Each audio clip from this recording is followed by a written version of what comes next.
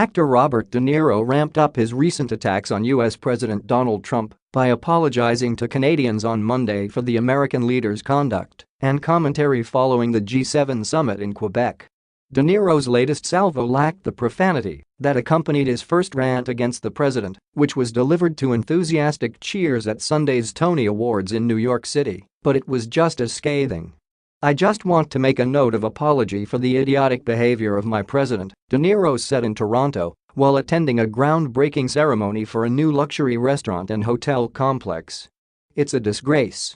And I apologize to Prime Minister Justin Trudeau." 2.hours after agreeing to a joint communiqué with his G7 allies on Saturday, Trump tweeted that he had told his officials to abandon American support for the document and blamed Trudeau for the move. The president said Trudeau had made false statements at a summit news conference and went on to call the prime minister very dishonest and weak. Trump then threatened to go after Canada's auto industry, a mainstay of the Ontario economy, in the same way he has already targeted the country's steel and aluminum sectors.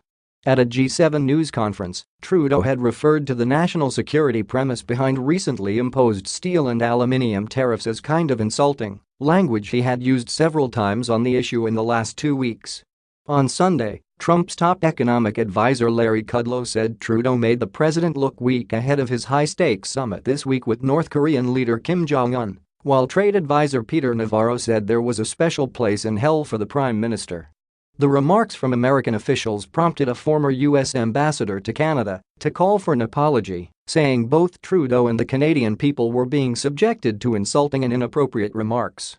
De Niro's comments on Monday echoed that call.it marked the second time in 24 hours that the Academy Award-winning actor had lashed out at the U.S. president. Before introducing Bruce Springsteen at Sunday's Tony Awards, De Niro began by launching an expletive at the president while pumping his arms for emphasis. And then he did it again. Many in the audience stood and cheered, while TV censors quickly bleeped out the offending words. "Bruce, you can rock the house like nobody else, and even more importantly in these perilous times, you rock the vote, always fighting for, in your own words, truth, transparency and integrity in government," De Niro went on to say of Springsteen. "Boy, do we need that now." Trudeau has not issued any public remarks about Trump's latest attacks.